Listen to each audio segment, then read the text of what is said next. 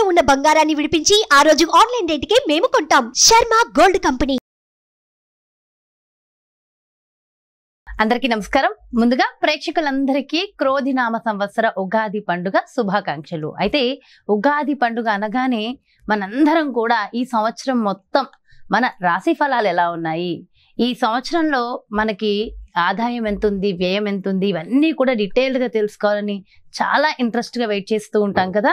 అయితే ఈ ఉగాది రాశి ఫలాలు మనకి డీటెయిల్డ్గా ఇన్ఫర్మేషన్ ఇవ్వడం కోసం మనతో ఉన్నారు ప్రముఖ జ్యోతిష్య వాస్తు పండితులు, జ్యోతిష్య వాస్తు శిక్షణ నిపుణులు, ప్రముఖ ఆధ్యాత్మికవేత్త, లలిత ఉపాసకులు బ్రహ్మశ్రీ నానాజీ పట్నాయక్ గురువు గారు. మరి పూర్తి వివరాలు గురువుగారు వాటిలో అడిగి తెలుసుకుందాం. నమస్కారం గురుగారు. శ్రీమాత్రే నమః.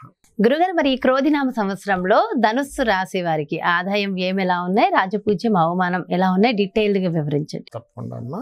ఈ ధనుసు రాశి వారికి మనం పంచాంగాన్ని చూసుకున్నట్లయితే 11-5 ఉంది. అంటే 11 ఆదాయము, 5 ఖర్చు. సో బాగుందని చెప్పుకోవాలి. అదేవిధంగా రాజపూజ్యం అవమానం కూడా తీసుకున్నట్లయితే 7 మరియు 3గా చూపిస్తుంది. 7-3. ఓకే. అయితే ఈ ఆదాయము, వ్యయము, రాజ్యపూజ్యం, అవమానం బ్యాలెన్స్డ్గానే ఉంది. అంటే ఏది ఎక్కువ ఉండాలి అది ఎక్కువ, తక్కువ ఏది ఉండాలి తక్కువ ఉంది. కాబట్టి నో నీడ్ టు వరీ. అయితే ఇందులో వీరికి ధనస్సు వారికి కనుక చూసుకుంటే సహజంగా కూడా లగ్నాధిపతి చూడ్డానికి 6లోకి వెళ్తున్నాడు, కానీ ధనస్థానం మీద దృష్టి ఉంది. అంటే ఏంటి, ఫైనాన్షియల్ గ్రోత్ గోచారరీత్యా గ్రహం కూడా అనుకూలిస్తుంది. అదేవిధంగా ఇక అంటే ఉగాది రాకముందు నుంచే కొంతవరకు మనం ఫిబ్రవరి, మార్చ్ మాసాల నుంచే కొంచెం ఫిబ్రవరి, మార్చ్, ఏప్రిల్ ఈ మాసాల్లో రవి, శని, కుజుడు ఇవి కలయికలు ఉన్నాయి. దీనివల్ల ఏంటి, కొంచెం వీళ్ళకి సెకండ్ లార్డ్ మీద కాంబినేషన్ కాబట్టి, 3వ స్థానం మీద ఉండే గ్రహాల స్థితి కాబట్టి ధనస్సు వారి ముఖ్యంగా సహోదర వర్గంతో కమ్యూనికేషన్ చేసేటప్పుడు, ఏదైనా అగ్రిమెంట్స్ రాసేటప్పుడు, మాట్లాడుకునేటప్పుడు, ఒక మెయిల్ పంపించేటప్పుడు కొంత జాగ్రత్త వహించాలి. చూసుకున్నట్లయితే వ్యాపార లాభాలు చక్కగా ఉంటాయి వీరికి. ఎందుకు అంటే ఈ లాభస్థానం ఏదైతే ఉందో కొంత ఫ్రూట్ఫుల్గా ఉంటుంది. అలాగే రియల్ ఎస్టేట్ మూలంగా ధనయోగాలు, బయట దేశాల్లో పిఆర్ అంటారు, అంటే పర్మనెంట్ రెసిడెన్సీ లేకపోతే గ్రీన్ కార్డ్ హోల్డర్ రిలేటెడ్ సంబంధించినవి వీళ్ళు ప్రయత్నం చేసినట్లయితే సక్సెస్ అవుతుంది. ఎందుకు అంటే 4వ స్థానం అంటారు, అంటే రెసిడెన్షియల్, అంటే ఒక దగ్గర స్థిరంగా ఉండేటువంటి స్థానంలో రాహు ఉన్నాడు. కాబట్టి విదేశాలకు వెళ్ళి స్థిరపడడానికి చాలా అనుకూలంగా ఉంది. కాకపోతే ఇక్కడ వీళ్ళకి వచ్చిన చిక్కు ఏంటంటే ఈ దశమాధిపతి మార్చ్, ఏప్రిల్ మాసాల్లో నీచి పొందుతున్నాడు. ఈ సంవత్సరం మార్చ్, ఏప్రిల్ మాసాల్లో. ఎందుకంటే మనకి ఉగాదికి ముందు నుంచే కూడా ఈ ప్రభావం ఉంది.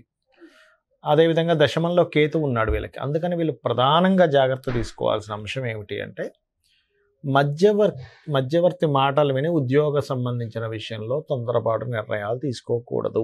అంటే ఎలా అంటే చెప్తాను చూడండి.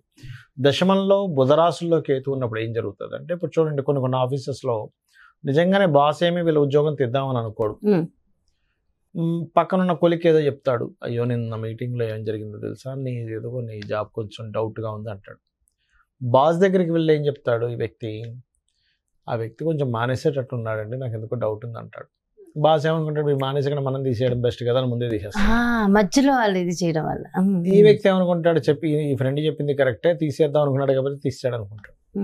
అందుకని మధ్యలో వాళ్ళ మాటలు వినకుండా అలాంటిది ఏదైనా అనిపిస్తే వెంటనే బాస్తోనే మాట్లాడుకోవడం బెస్ట్. డైరెక్ట్గా సార్ ఇట్లా అనుకుంటున్నారు, నాకు తెలుసుకోవాలని ఉంది, is it correct or not. లేకపోతే ఏమవుద్ది, ఈ మధ్య వాళ్ళు ఎందుకు చేస్తారంటే వాళ్ళ ఫ్రెండ్స్కి ఎవరికైనా ఉద్యోగం వేయించాలనుకోండి, అలా చేయించి సార్ మా ఫ్రెండ్ ఉన్నాడు ఆల్రెడీ మంచి టాలెంటెడ్ పర్సన్ అంటే బాస్ ఏమంటాడు, వెంటనే ఎత్తుక్కోవడం ఎందుకులే, సరే పంపించేయండి అంటారు. ఇలాంటివి జరుగుతుంటాయి దశమంలో కేతు ఉన్నప్పుడు. కాబట్టి వీళ్ళు ప్రధానంగా ఆఫీసులోకి వెళ్ళి కూర్చొని జాబ్ విషయంలో ఒకసారి కూర్చున్నప్పుడు గణపతిని తలుచుకోవడం, వీలైతే దగ్గరలో గణపతి ఆలయాలు ఉన్నట్లయితే అక్కడికి వెళ్ళి కాస్త రోజు అయినా లేకపోతే కనీసం బుధ మంగళవారాలు అయినా వెళ్ళినట్లయితే కెరీర్ విషయంలో ఆగిపోయిన గ్రోత్ పెరుగుతుంది. కొత్తగా ఏదైనా జాబ్ రావాలనుకునే వాళ్ళకి వస్తుంది, పోవాల్సిన జాబ్ కూడా అవుతుంది ఇది చేయడం ద్వారా. ఇంకా ఏదైనా లలిత సహస్రనామాల్లో కావాలంటే మొదటి నామం ఓం శ్రీమాతా శ్రీ మహారాజ్ని శ్రీమత్ సింహాసనేశ్వరి నమః చేసుకుంటే బాగుంటుంది. అదేవిధంగా కొంచెం వ్యాపారాల్లో లాభాలు అయితే బాగుంటాయి, అందులో ఎటువంటి సందేహం లేదు. ఇన్వెస్ట్మెంట్స్ విషయంలో చాలా బాగుంటుంది ఈ సంవత్సరం మే నుంచి ప్రత్యేకంగా. ఎందుకంటే 12వ స్థానం మీద గురువు దృష్టి ఉన్నందుకు ఇది ఇన్వెస్ట్మెంట్ స్థానానికి బాగుంది, విదేశాలకు వెళ్ళడానికి అనుకూలిస్తుంది. తండ్రి గారి ఆస్తికి సంబంధించిన విషయంలో ఏదైనా కోర్టు వ్యవహారాలు, కోర్టు గొడవలు ఉన్నట్లయితే అవి క్లియర్ అవ్వడం కూడా జరుగుతుంది వీరికి. ఇటువంటివన్నీ కూడా బ్రహ్మాండంగా చూపిస్తున్నాయి. అయితే ఇక్కడ సంతానం కోసం ప్రయత్నం చేసేటువంటి వారు మే లోపలే ఏదైనా ప్రయత్నం చేయాలి.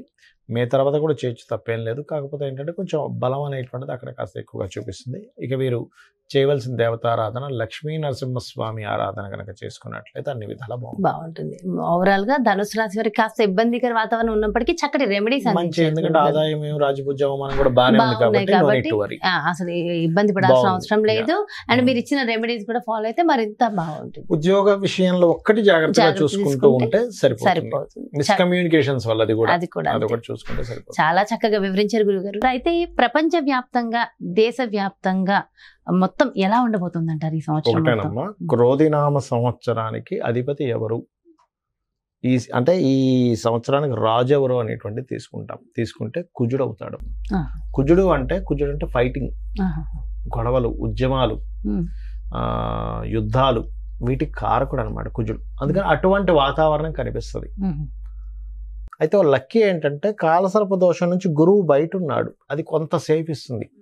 బట్ ఏదైనా కానీ కొంచెం యుద్ధ సంబంధంగా, అంటే రాజులకి ఇప్పుడు చూడండి అప్పటిదాకా అక్కర్లేదు, మనకి ఫిబ్రవరి నుంచే స్టార్ట్ అయింది దాని ప్రభావం. ఎందుకంటే ఈ రవి మనం జనవరిలో మనం చెప్పుకున్నప్పుడు కూడా చెప్పుకున్నాం, కొంచెం ఈ సమయంలో కొంచెం ఈ బాంబు పేలుళ్ళని, లేకపోతే ఈ గొడవలని, కొంచెం ఈ యుద్ధ నౌకల్ని ట్రాప్ చేయడం అని, లేకపోతే అంటే నౌకా దళాల మీద, లేకపోతే నౌకల మీద, అంటే జలరాశుల్లో కుజుడు శని ఉన్నారు కాబట్టి నౌకల మీద అంటే దాడి చేయడం, దాన్ని హైజాక్ చేయడం లాంటివి ఉంటాయని చెప్పుకున్నాం లాస్ట్ మాట్లాడితే జరిగింది ఈ మధ్య అంతా కూడా. అంటే ఏమిటి, ఈ సంవత్సరం ప్రత్యేకంగా కొంతవరకు ఈ యుద్ధ సంబంధించినటువంటి ఈ మనం ఊహించినటువంటి మార్పులు అనేకమైన జరుగుతాయి. అంటే అసలు లాస్ట్ మినిట్ వరకు ఇది మారదు, ఇలాగే జరుగుతుంది అనుకుంది, అది సడన్ గా మార్పు వచ్చేస్తుంది. అసలు ఎవరు ఎక్స్పెక్ట్ కూడా చేయరు, అసలు ఇలా జరుగుతుందా, ఇలాంటివి కూడా జరుగుతుంది అసలు ప్రపంచంలో అన్నట్టుగా జరుగుతుంది. అన్ని మార్పులు ఏదైనా కావచ్చు. అంటే టెక్నికల్ గా హై లెవెల్లో మార్పులు చూస్తాము, రాజకీయంగా హై లెవెల్లో మార్పులు చూస్తాము, గుర్తుపెట్టుకోండి. అసలు మోసాల లెవెల్లో కూడా హై లెవెల్లో మార్పులు చూస్తాం. సో కాస్త కేర్ఫుల్ గా ఉండాల్సిన సమయం because of Saturn Mars combination అలాంటిది. అందులో పర్టికులర్ గా మే వరకు ఈ జాగ్రత్తలు తీసుకోవాలి, మెయిన్గా మే వరకు. అదొకటి. ఇక మిగతా అంశాలు కనుక చూసుకుంటే కనుక అంటే వీళ్ళు మరి ఇప్పుడు ఈ యుద్ధ సంబంధించిన ఇవన్నీ అనుకున్నాం కదా, మరి రకరకాల దేశాల్లో మన ఇండియన్స్ ఉంటారు, అందరూ కూడా మనుషులే కాబట్టి వీళ్ళెవరూ కూడా ఇబ్బంది పడకుండా ఉండాలి అంటే ఒకటే గుర్తుపెట్టుకోండి, కాలభైరవ అష్టకము, కాళికాదేవి యొక్క స్తోత్రాలు, కాలభైరవ అష్టకం కానీ, నృసింహస్వామి యొక్క స్తోత్ర పఠనం చేయడం కానీ, ఆంజనేయ స్వామి యొక్క ఆరాధన చేయడం కానీ, ఇవి గనక చేయగలిగితే, లేదా మీకు దగ్గరలో గోశాల ఉంది, గోవులకు కాస్త బెల్లము, అదేవిధంగా నువ్వులు కాదు సారీ బెల్లము మరియు క్యారెట్లు, నువ్వులు తినిపించకూడదు, పొరపాటు నువ్వులు అన్నాను, నువ్వులు అస్సలు తినిపించకూడదు, బెల్లము క్యారెట్స్ తినిపించాలి. నువ్వులు దానం మాత్రమే ఇవ్వాలి. చాలామంది అంటుంటారు ఏమంటే నువ్వులు మేము తినిపించాలా అని అడుగుతూ ఉంటారు, ఏది పురోహితుడు తీసుకోవట్లేదని.